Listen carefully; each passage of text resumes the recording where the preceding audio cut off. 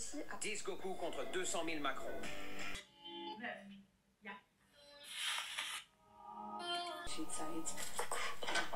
Are you kidding me? Je suis arrivée à un stade où je manifeste...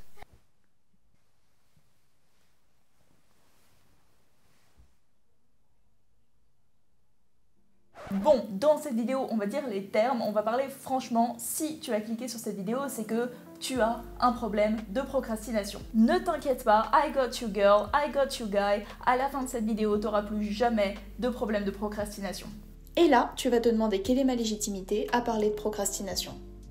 Depuis que je suis toute petite, j'ai toujours eu un giga problème de procrastination. Je remettais toujours tout à la dernière minute, tout au lendemain, et je faisais tout super rapidement à la dernière seconde, comme si ma vie en dépendait. Que ce soit des devoirs à faire pendant les vacances quand j'étais au primaire, que ce soit des TD à rendre à la fac, que ce soit des choses que j'avais à faire pour mon travail, j'attendais toujours la dernière seconde pour m'y mettre.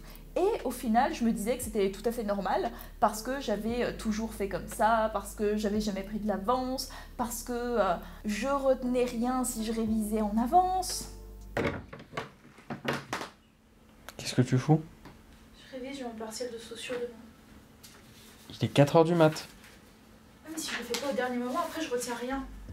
Bref, ce genre de truc qu'on se dit pour se rassurer, mais faut quand même s'avouer que sur le long terme, c'est pas du tout un fonctionnement efficace. Parce que si sur le coup tu t'en sors et si sur le coup tu arrives à terminer les choses au bon moment et à avoir peut-être des bons résultats en faisant comme ça, mentalement c'est pas fou. Et physiquement, c'est pas fou non plus. Viens pas me dire que c'est normal de dormir 3 heures, 2 heures avant tes partiels parce que t'as pas ouvert ton cours avant.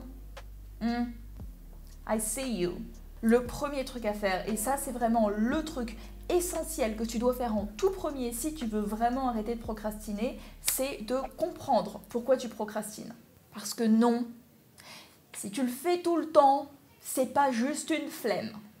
C'est qu'il y a autre chose derrière. Est-ce que c'est un problème de dopamine? Est-ce que le souci c'est de se mettre au travail mais pas de rester au travail? Est-ce que le souci au contraire c'est de rester concentré pendant 2 heures parce que ça t'ennuie très vite? Est-ce que c'est parce que tu te sens dépassé par la totalité du travail que tu as à faire? Ou est-ce que c'est parce que tu as peur de rendre quelque chose de pas suffisamment bon? Une fois que tu as trouvé la raison qui te pousse à procrastiner, je t'en ai donné certaines, mais peut-être que ton cas n'est pas dans cette vidéo, et dans ce cas-là, il faut que tu creuses un peu, que tu saches comment tu fonctionnes pour savoir la raison ou les raisons qui te poussent à procrastiner. Une fois que tu as ça, tu vas pouvoir passer à quelques techniques dont je vais te parler dans cette vidéo pour, sur le moment, t'empêcher de procrastiner. La première technique, et c'est même pas tant une technique que du bon sens, c'est de dégager ton téléphone. Honnêtement, quand tu procrastines, qu'est-ce que tu fais? Quel est ton premier réflexe? Qu'est-ce que tu prends dans tes mains là et que tu vas aller scroller pendant 2 heures? Ton téléphone. Donc si tu veux arrêter de procrastiner, tu prends ton petit téléphone et tu le jettes, tu t'en débarrasses, tu le caches quelque part, tu le mets en mode avion, tu télécharges une application qui va bloquer ton téléphone le temps que tu fasses ce que tu as à faire, mais ne prends pas ton téléphone. Le téléphone, c'est un triangle des Bermudes, tu vas sur n'importe quelle application, t'es perdu. Donc, tu prends ton téléphone, tu le poses ailleurs. Et là, tu vas pouvoir commencer à réfléchir. Par contre, si ton alternative quand t'as pas ton téléphone, c'est d'aller jouer à des jeux en ligne ou sur la PS5, même chose, t'arrêtes pas en si bon chemin, empêche-toi d'utiliser ces trucs-là. Le deuxième truc super important, surtout si tu dois bosser depuis un ordinateur, c'est de pas en profiter pour aller sur tous les réseaux sociaux possibles et inimaginables. Non, personne ne t'a envoyé de mail, et non, il se passe toujours rien d'important sur Facebook. Et si ta technique, c'est d'aller sur YouTube en te disant « vas-y, je vais aller chercher une petite musique calme pour mettre un fond d'ambiance, etc. », on sait, tu sais, je sais que tu vas finir sur des vieilles vidéos de Squeezie ou du Rire Jaune, ou sur des frais d'horreur, ou sur des mukbangs, je ne sais quoi, et que tu vas pas bosser. Donc non, tu fais pas ça. Mais si tu as vraiment besoin d'avoir une musique de fond un peu calme pour t'aider à te concentrer, crée une playlist avant de bosser, pas pendant, mais en prévision, crée une playlist avec plein de musiques que t'aimes bien, que tu peux écouter en travaillant, et comme ça, quand tu vas sur YouTube, t'as direct ta playlist. Troisième truc, si tu travailles depuis chez toi, je t'en supplie, pitié, sors de ton lit.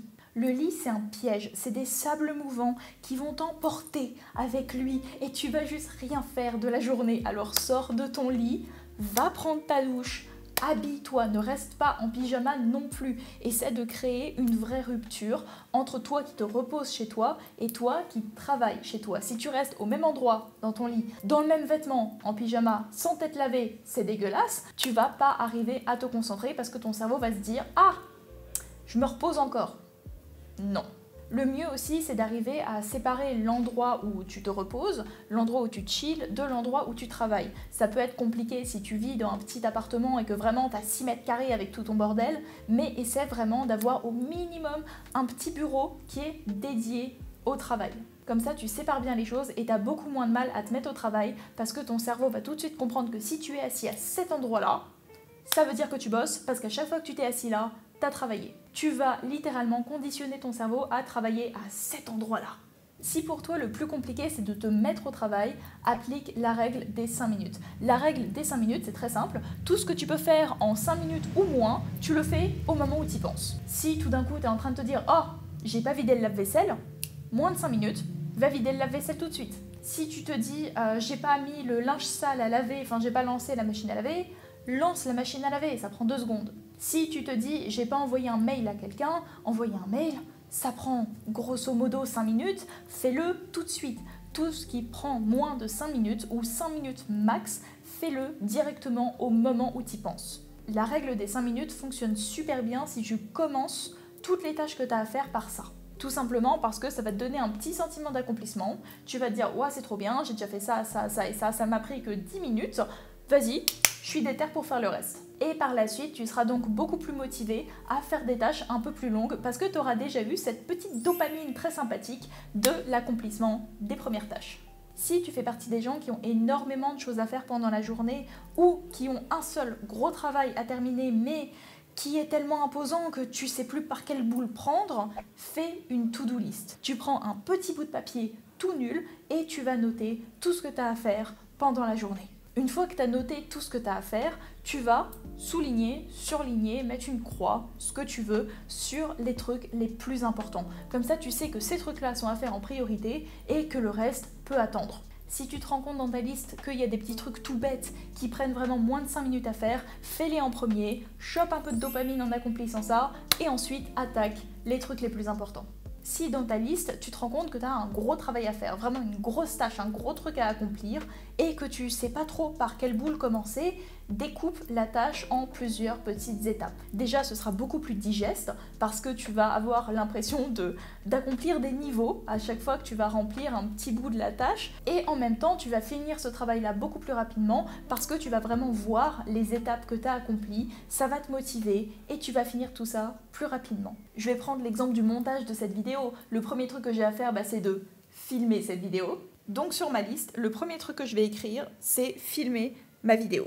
Le deuxième truc que je vais faire, c'est exporter les fichiers du micro et de la caméra sur mon ordinateur, puis faire la colorimétrie, nettoyer le son, faire le pré-montage, enlever les moments nuls, bref, vous avez compris. Vraiment, le découpage peut être plus ou moins précis, plus ou moins large, vous pouvez plus ou moins expliquer chaque détail de ce que vous allez faire, mais la majorité du temps, c'est pas nécessaire. Écrivez juste les grandes lignes de ce que vous avez à faire pour chaque étape, jusqu'à avoir terminé ce gros travail qui vous faisait si peur. Si votre problème n'est pas vous mettre au travail, mais vraiment rester concentré, assis, longtemps sur une chaise, à faire le même truc ou à apprendre un truc par cœur, je vous conseille la méthode Pomodoro. La méthode Pomodoro, c'est un truc assez connu, c'est vraiment un système de découpage du temps de travail et du temps de repos. Pour faire simple, tu vas travailler 80% du temps et te reposer 20% du temps. Chaque proportion étant plus ou moins modelable selon tes besoins. Mais la base de ce truc-là, c'est vraiment de travailler pendant un temps donné pour ensuite se reposer pendant un temps donné. Imaginons, tu sais qu'au bout de 30 minutes, tu retiens plus rien, tu vas bosser 30 minutes et ensuite tu vas aller te reposer 10 minutes. Et quand tu fais une pause pendant 10 minutes, fais vraiment une pause. En profite pas pour aller scroller sur TikTok, regarder ton téléphone, tu peux si tu veux, mais le plus important, c'est vraiment de faire quelque chose qui va quand même te laisser concentrer dans un état de travail et qui va pas complètement te distraire ou te happer pendant 1 heure. Va pas jouer aux Sims par exemple, ça tu sais que c'est un piège, tu vas rester bloqué là-bas pendant 2 heures. Le jeu déjà met 10 minutes à se lancer et t'as 10 minutes de pause. C'est pas cohérent. Un autre truc qui m'a vachement aidé et qui m'a été conseillé par une pote aussi hyperactif que moi, c'est de se lancer des challenges. C'est vraiment un truc qui te permet d'avoir de la dopamine facile et de te motiver à faire quelque chose le plus rapidement possible. Par exemple, tu vas te dire, ok, j'ai cette dissertation à écrire, je vais essayer de la terminer en 1 heure. Et en 1 heure, tu donnes le maximum de ce que tu peux. Vraiment, tu te donnes à fond, à 2000%, tu fais tout pour pouvoir la terminer en 1 heure. Et même si tu n'as pas tout terminé en 1 heure, parce que c'est chaud de faire toute une dissertation en 1 heure, tout le travail que tu auras fait pendant cette heure-là sera beaucoup plus important et très sûrement beaucoup plus qualitatif que si tu t'étais laissé 2 heures, 3 heures, 4 heures pendant lesquelles tu aurais juste travailloté. C'est aussi un truc qui fonctionne très bien pour les gros projets, vraiment les travaux de groupe, les trucs comme ça, qui doivent être faits en 1 mois. Si tu tapes une giga d'éther et que tu te dis vas-y, je vais essayer de le faire en 1 semaine et de le terminer en 1 semaine, te dis pas d'avancer le plus possible, sinon non, de le terminer en 1 semaine, tout ce que tu auras fait pendant cette semaine-là représentera au minima la moitié de tout le travail. Donc tu auras encore tout le temps qui te reste pour peaufiner ce que tu as fait pendant cette semaine-là, pour revenir dessus, pour l'améliorer, mais tu auras fait l'essentiel du travail pendant cette semaine-là. Et encore une fois, tu auras beaucoup plus avancé que si tu t'étais dit « Ok, j'ai 1 mois pour le faire, vas-y, je m'y prends la veille ». Et enfin, vraiment le dernier conseil que j'aurais contre la procrastination, c'est assumer de ne rien faire. Ok, je vais m'expliquer. Il faut se rappeler que parfois la vie n'est pas un concours de productivité et que faire autre chose que travailler est complètement ok. Donc si tu as quelque chose à faire, quelque chose de pas très long, de pas urgent, que tu dois rendre dans 1 semaine ou dans 2 semaines et que tu sens que tu n'as pas envie de bosser maintenant, tu sens que tu as besoin de prendre du temps pour toi, tu sens que tu as besoin de prendre l'air, va prendre l'air, va prendre du temps pour toi. Ne t'impose pas de rester coincé chez toi, à proximité de la chose que tu as à faire, juste parce que tu culpabilises de ne pas travailler sur ça maintenant. Mais si c'est pas urgent, si c'est pas quelque chose que tu dois faire pour le lendemain ou au pire pour dans 2 jours, tu as le droit de faire autre chose en attendant. Tant que tu es bien organisé et que c'est pas un truc que tu vas répéter tous les jours jusqu'au dernier moment, tu as le droit pendant un jour de te dire ok, je le fais pas tout de suite, mais je prévois de le faire tel jour et tel jour est très bien organisé pour que je puisse être efficace dans mon travail. C'est juste que si tu as envie de faire autre chose, mais que tu n'assumes pas de faire autre chose, mais que tu sais que tu as le temps de faire autre chose, tu vas juste rester à proximité de la chose que tu as à faire, de ton ordi par exemple, sans pour autant te mettre au travail, parce que tu sais que tu as le temps et tu sais que tu as envie de faire autre chose. Donc si tu es dans cette situation-là, à culpabiliser parce que tu n'as pas envie de faire les choses maintenant, mais essayer de te forcer à les faire maintenant juste pour pouvoir te dire « Ouah, cette fois je l'ai fait en avance », non. Prends du temps pour toi, sors, va voir le monde, va te balader, va voir des potes, va faire complètement autre chose. Prends vraiment ce temps-là pour toi et tu verras que quand tu reviendras à ton travail, tu seras beaucoup plus productif parce que tu n'es pas resté 4 heures coincé chez toi à tourner en rond autour de ton travail sans vraiment t'y mettre, à vouloir faire autre chose mais à pas l'assumer. Assume tes choix. Si c'est pas urgent, sors, va prendre l'air, respire. Tu as le droit de prendre du temps pour toi. Voilà, c'est tout pour cette vidéo, j'espère qu'elle vous a plu. Cette vidéo est la première d'une série que je vais publier sur ma chaîne qui s'appelle 10 Days to Change Your Life, 10 jours pour changer ta vie.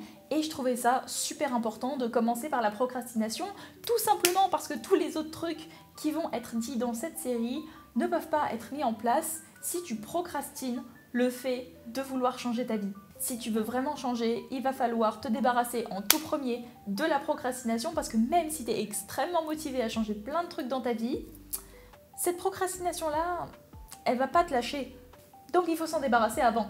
Bref, j'espère que cette vidéo vous a plu. Si vous voulez voir la suite de la série, n'hésitez pas à vous abonner et à activer la cloche. Sinon, vous pouvez me suivre sur Instagram et sur TikTok. Et moi, je vous fais de gros bisous. À la semaine prochaine, les crevettes. Walking gold under the spotlight. Every day she's winning the fight. Eyes on her, she's the most divine. Living large on cloud nine. She's a star.